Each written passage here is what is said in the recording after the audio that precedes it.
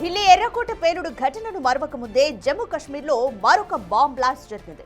నౌకాం police స్టేషన్లో ఆవరణలో శుక్రవారం రాత్రి పేలుడు సంభవించింది. ఘటనలో ఇప్పటి వరకు 7 చనిపోయారు. తీవ్రంగా గాయపడ్డ 30 మందిని హాస్పిటల్కు తరలించి ట్రీట్మెంట్ అందిస్తున్నారు. మరణించిన వారిలో ఎక్కువగా పోలీసులు, ఫోరెన్సిక్ బృందం ఉన్నారని సమాచారం.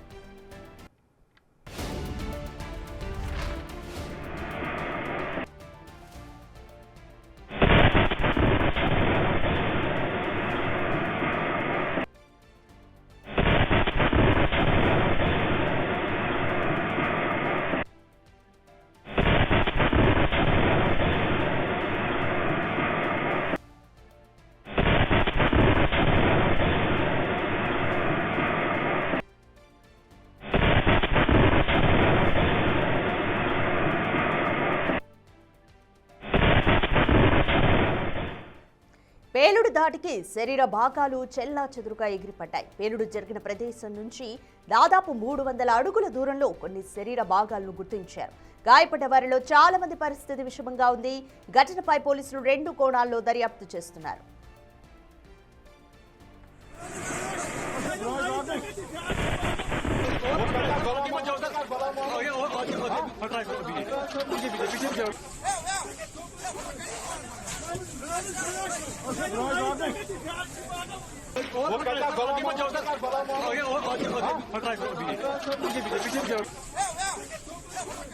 ఇది ఉగ్రదాడి కాదని, ప్రమాదవశాత్తు జరిగిన పేలుడని అధికారులు మొదట ప్రాథమికంగా నివేదికనిచ్చారు. ఫరీదాబాద్ లో స్వాధీనం చేసుకున్న పేలుడు పదార్థాలను, నమూనాలను పరీక్షిస్తుండగా ఈ పేలుడు జరిగినట్లుగా అనుమానిస్తున్నారు. ఫోరెన్సిక్ ల్యాబ్ లో ఉన్న 360 కిలోల రసాయనాలు పేలినట్లుగా తెలుస్తోంది.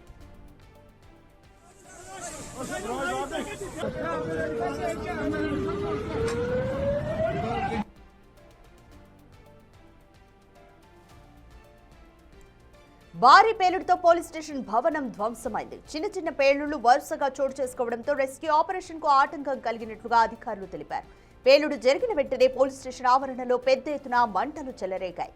అగ్నిమాపక సిబ్బంది, అంబులెన్స్లు తక్షణమే ఘటనా స్థలానికి చేరుకుని క్షతగాత్రులను వెంటనే హాస్పిటల్కు తరలించారు.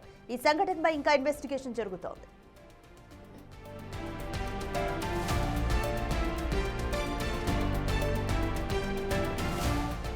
ఉగ్రదాడి జరిగే అవకాశం ఉందని కూడా తెలుస్తోంది. ఈ కోణంలోనూ పోలీసులు దర్యాప్తు చేస్తున్నారు. ఐఈడీ కారణంగా పేలుడు జరిగినట్లుగా అయితే తెలుస్తుంది. ఈ బ్లాస్ట్ కు Jaish Mohammed shadow group PAFF ఇప్పటికే బాధ్యత తీసుకుంది.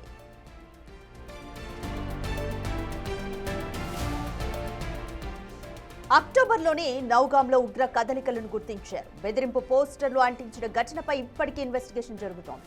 సీసీటీవీ ఆధారంగా 3 స్థానికులను పోలీసులు అరెస్ట్ చేసి విచారించగా మౌల్వీ ఇర్ఫాన్ అహ్మద్ అనే వ్యక్తి పాత్ర ఉందని తేలింది. ఆ తర్వాత ఫరీదాబాద్లోని అల్ఫలాఫ్ యూనివర్సిటీలో 2 డాక్టర్లను అరెస్ట్ చేసి 360 కిలోల అమోనియం నైట్రేట్తో పాటు ఐఈడీ తయారీకి వినియోగించే పదార్థాలను స్వాధీనం చేసుకున్నారు. ఆ తర్వాత పుల్వామాకు చెందిన మరో డాక్టర్ను గుర్తించి 2900 కిలోల పేలుడు పదార్థాలను స్వాధీనం చేసుకున్నారు. వీటన్నింటికీ బ్లాస్ట్తో సంబంధం ఉందా అన్న కోణంలో దర్యాప్తు జరుగుతోంది.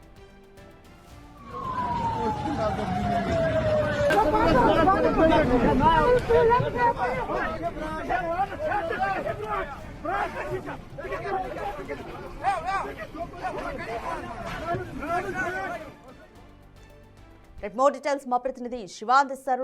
శివ, ఢిల్లీలో జరిగిన పేలుడు మరొక ముందే ఇప్పుడు జమ్మూ కాశ్మీర్ నౌగాంలో కూడా పేలుడు సంభవించింది. ఇది ప్రమాదవశాత్తు జరిగిందా లేకపోతే ఉగ్ర కోణం ఉందా? Complete details. రైట్ రజిక, ఢిల్లీలోని ఎర్రకోట వద్ద కారు పేలుడు ఘటన మరొక ముందే మరో ఘటన వైపు దానికి సంబంధించి దర్యాప్తు కొనసాగుతుంది. ఆ ఘటనలో మృతుల సంఖ్య 13కు చేరుకుంది. ఇంకా కొంతమంది గాయపడ్డ వారి పరిస్థితి, కొంతమంది పరిస్థితి విషమంగా ఉంది. ఇంకా కొంతమంది ట్రీట్మెంట్ పొందుతూ ఉన్నారు. ఒకవైపు దర్యాప్తు కొనసాగుతోంది.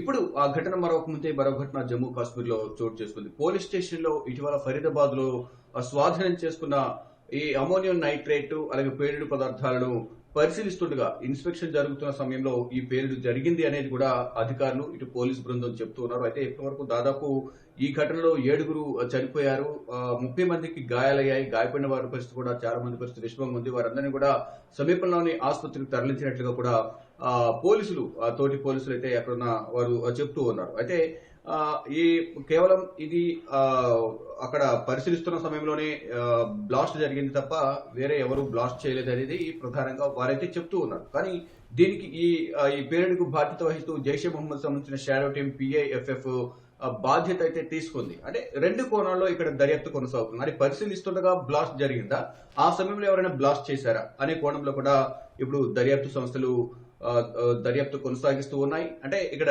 ఫరీదాబాద్ లో, హర్యానాలోని ఫరీదాబాద్ లో దొరికిన ఢిల్లీ నుంచి హర్యానాలోని ఫరీదాబాద్ అల్ఫల్హా కాలేజ్ గాని ఆ ఘటన కండవాలి గ్రామంలో కారులు దొరికిన ప్రాంతం గాని ఆ నివాసం గాని ముజముల్ అలాగే ఇతర డాక్టర్లు ఎవరైతే ఉన్నారో షాహిద్ ఈ డాక్టర్లు ఉంటున్న నివాసాలు ఢిల్లీ నుంచి 45 కిలోమీటర్ల దూరంలో ఉంటాయి. అక్కడ నుంచి జమ్మూ కాశ్మీర్ కు ఈ పేలుడు పదార్థాలను తీసుకెళ్లి అక్కడ పోలీస్ స్టేషన్ లో ఇక్కడ పరిశీలిస్తూ ఉన్నారు. అంటే ఈ మార్గం మధ్యలో కూడా ఏమైనా జరిగి ఉంటే ఇక్కడ అది కూడా పేలుడు సంభవించి ఉండేది. కానీ అక్కడ వరకు తీసుకువెళ్లారు. అక్కడ జమ్మూ కాశ్మీర్ పోలీస్ స్టేషన్ లో ఈ అమోనియం నైట్రేట్ 360 కేజీల అమోనియం నైట్రేట్ పరిశీలిస్తున్న సమయంలో ఈ పేలుడు జరిగింది అనేది కూడా వారైతే ధృవీకరించారు. కానీ దీనికి బాధ్యత వహిస్తూ జైషే మహమ్మద్ సంబంధించిన షాడో పిఐఎఫ్ఎఫ్ ఉగ్రవాద సంస్థ కూడా దీనికి బాధ్యత మేమే అంటూ కూడా వారు కూడా బాధ్యత తీసుకున్నారు. కానీ ఏం జరిగింది అనేది కూడా రెండు దర్యాప్తు సంస్థలు అయితే రెండు కోణాల్లో దర్యాప్తు చేస్తున్నారు. అంటే ఉగ్రదాడి జరిగే అవకాశం ఉంది. ఆల్రెడీ ఒకసారి పేలుడు జరిగింది కాబట్టి మరొకసారి ఉగ్రదాడి జరిగే అవకాశం ఉంది అనే కోణంలో కూడా దర్యాప్తు కొనసాగుతుంది. ఐఈడీ కారణంగా పేలుడు జరిగినట్టు తెలుస్తుంది. ఒకవైపు 360 కేజీలు ఫరీదాబాద్ లో 360 కేజీల అమోనియం నైట్రేట్, మళ్ళీ ఆ తర్వాత మరో 2900 కేజీల ఈ పేలుడు పదార్థాలు కూడా స్వాధీనం చేసుకున్నారు. ఆ 2900 పేలుడు పదార్థాలతో 400 ఐఈడీలు తయారు చేయవచ్చు అనేది నిపుణులు చెబుతున్నారు. అటువంటి ఐఈడీ పేలుడు పదార్థమే ఇక్కడ బ్లాస్ట్ జరిగింది. ఈ నేపథ్యంలోనే ఆ విస్ఫోటనం చాలా తీవ్రంగా ఉంది. ఆ 300 అడుగుల దూరం వరకు కూడా ఈ పేలుడికి శరీర భాగాలు అంత దూరం వెళ్లి పడిపోయాయి. ఇటీవల కూడా చూసుకుంటే కనుక ఈ రెడ్ ఫోర్ట్ వద్ద కారు పేలుడు ఘటనకు సంబంధించి కూడా అక్కడ శరీర భాగాలు కూడా పక్కనే, అంటే చాందీ చౌక్ పక్కనే లజపత్ రాయ్ మార్కెట్ ఉంటుంది. ఆ లజపత్ రాయ్ మార్కెట్ స్టాపుల పైన ఒక చెయ్యి భాగం, శరీర భాగం ఒకటి పడిపోయి ఉంది. అంటే 200 మీటర్ల దూరం వరకు కూడా అది వెళ్లి అక్కడ పడింది. అలాగే ఇక్కడ కూడా ఈ బ్లాస్ట్ తీవ్రతను బట్టి 300 అడుగుల దూరం వరకు కూడా ఈ శరీర విడిభాగాలు పడిపోయాయి, చెల్లాచెదరుగా ఉన్నాయి. కొన్ని మృతదేహాలైతే కనీసం ట్రీట్మెంట్ కూడా, అంటే తర్వాత కొంతమంది గాయపడ్డారు తీవ్రంగా. ఆ గాయపడిన సమయంలో వారికి ట్రీట్మెంట్ కూడా ఇవ్వడానికి అవకాశం లేకుండా కొన్ని మృతదేహాలను పోస్ట్ మార్టం కూడా పనికి రాకుండా ఉన్నాయనేది కూడా ప్రత్యక్ష సాక్షులు చెప్తున్నారు. ఇక అక్టోబర్ లోనే నౌగాంలో, జమ్మూ కాశ్మీర్ లో నౌగాంలో ఉగ్ర కదలికలను గుర్తించారు. అంటే జైషే మహమ్మద్ సంబంధించిన పోస్టర్లను అతికించిన నేపథ్యంలోనే ఈ ఉగ్రదాడి అనేది వెలుగులోకి వచ్చింది. ఢిల్లీ పేలుడు కేసు, దాని తర్వాత ఒకరి తర్వాత ఒకరిని అరెస్ట్ చేశారు. అరెస్ట్ చేసిన తర్వాత ఆ భయంతోనే ఉమర్ నబీ అహ్మద్ ఆత్మహత్య దాడికి పాల్పడ్డాడు అనేది కూడా ప్రధానంగా అంచనా వేస్తూ ఉన్నారు. అంటే సీసీటీవీ ఆధారంగా ముగ్గురిని అదుపులోకి తీసుకున్నారు. గతంలో జరిగిన పోస్టర్లకు సంబంధించి మౌల్వీ ఇర్ఫాన్ మెయిన్ సూత్రధారి, ఢిల్లీ పేలుడుకు సంబంధించి మౌల్వీ ఇర్ఫాన్ అతనిచ్చిన సమాచారం మేరకు ఆదిల్ను అరెస్ట్ చేశారు. తర్వాత ముజముల్ని అరెస్ట్ చేశారు.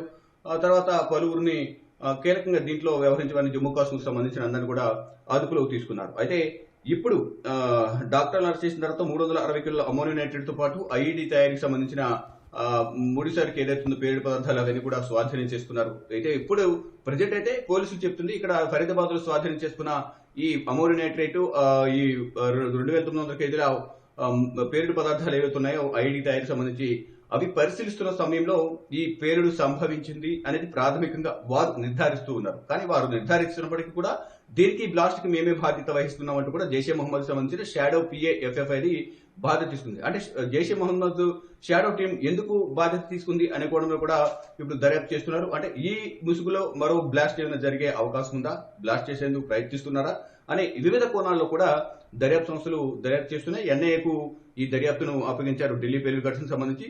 దాన్ని కంటిన్యూ చేస్తూ ఇప్పుడు ఎన్ఐఏ దీన్ని విచారిస్తూ ఉంది. అయితే ఈ బ్లాస్ట్ తో సంబంధం ఉందా అనే కోణంలో, అంటే వివిధ కోణాల్లో, అంటే ఉగ్రవాద సంస్థలు ఈ బ్లాస్ట్ ను చేశాయా, లేదా పరిశీలన సమయంలో ఇది బ్లాస్ట్ జరిగిందా, లేదా రిమోట్ కంట్రోల్ తో ఏమైనా బ్లాస్ట్ జరిగిందా, అదే వివిధ కోణాల్లో కూడా దర్యాప్తు సంస్థలు దర్యాప్తు చేస్తున్నాయి. మరోవైపు జమ్మూ కాశ్మీర్ వ్యాప్తంగా కూడా సెర్చ్ ఆపరేషన్ కొనసాగుతోంది. ఈ పేలుడు తర్వాత ఎక్కడికక్కడ కట్టుదిట్టమైన భద్రతను ఏర్పాటు చేశారు. చెక్ పోస్టులు ఏర్పాటు చేసి బారికేడ్ల ద్వారా వారందరినీ కూడా ప్రతి ఒక్కరు అనుమానించిన వాహనాలను కానీ వ్యక్తులను కానీ ఆపి ఐడి కార్డ్స్ చెక్ చేస్తున్నారు, క్షుణ్ణంగా తనిఖీలు చేస్తూ ఉన్నారు. అయితే ఇప్పుడు ఈ పేలుడు ఘటన ద్వారా ఈ పేలుడులో పోలీస్ స్టేషన్ ఆవరణ పెద్ద ఎత్తున మంటలు వ్యాపించాయి. అగ్నిమాపక సిబ్బంది, అంబులెన్స్ అన్ని కూడా సంఘటనా స్థలానికి చేరుకున్నాయి. కానీ జరగాల్సిన నష్టం జరిగిపోయింది. దాంట్లో మృతుల సంఖ్య ఇంకా పెరిగే అవకాశం కనిపిస్తోంది.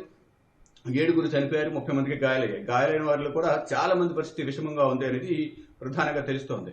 ఇప్పుడు అక్కడ కూడా పోలీస్ స్టేషన్ వద్ద కంప్లీట్ సెక్యూరిటీ ఏర్పాటు చేశారు. ఇటు జమ్మూ కాశ్మీర్ వ్యాప్తంగా అన్ని పోలీస్ స్టేషన్ల వద్ద కూడా సెక్యూరిటీని ఏర్పాటు చేశారు.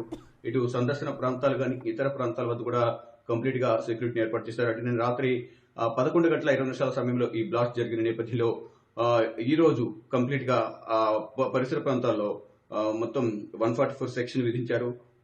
ఉగ్ర కదలికలపై నిఘా ఉంచిన జమ్మూ కాశ్మీర్ పోలీసులు కానీ, సిఆర్పీఎఫ్, అలాగే ఇండియన్ ఆర్మీ ఎక్కడికక్కడ సెర్చ్ ఆపరేషన్ నిర్వహిస్తున్నారు. సంయుక్తంగా సెర్చ్ ఆపరేషన్ నిర్వహిస్తున్న నేపథ్యంలో ప్రెసిడెంట్ అయితే అటు జమ్మూ కాశ్మీర్ వ్యాప్తంగా కానీ ఈ పేలుడు జరిగిన పోలీస్ స్టేషన్ పరిసర ప్రాంతాల్లో నవగం పోలీస్ స్టేషన్ ఆవరణలు కూడా ఈ ఘటనకు సంబంధించి ప్రధానంగా దర్యాప్తు కొనసాగిస్తూ ఉన్నారు.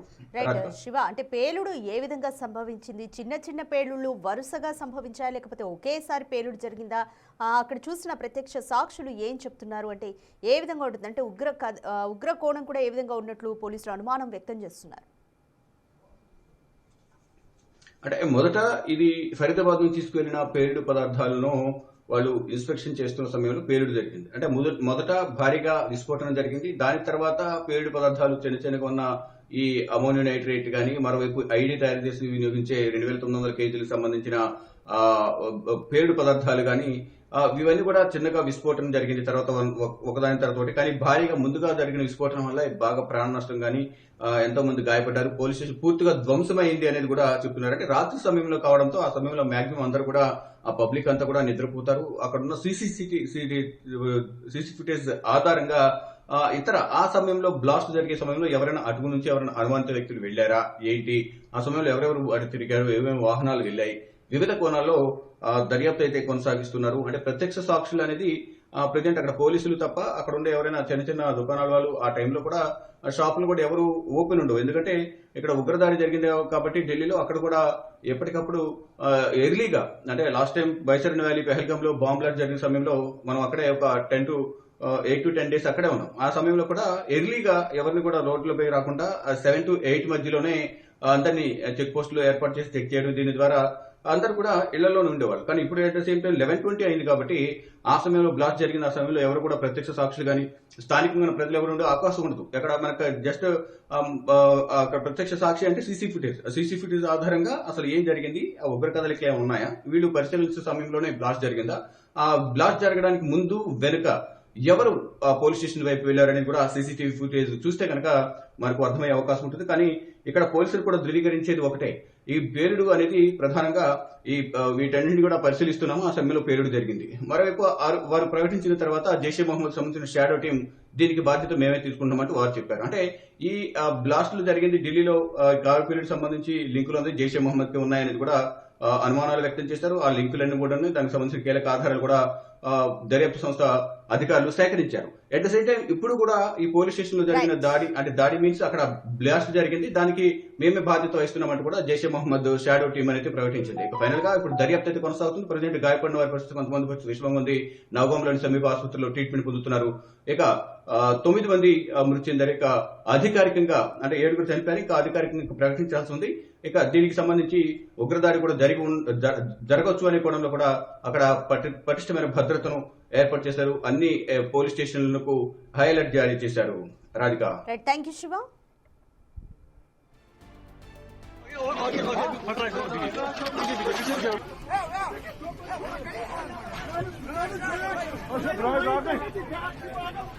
वो कहता है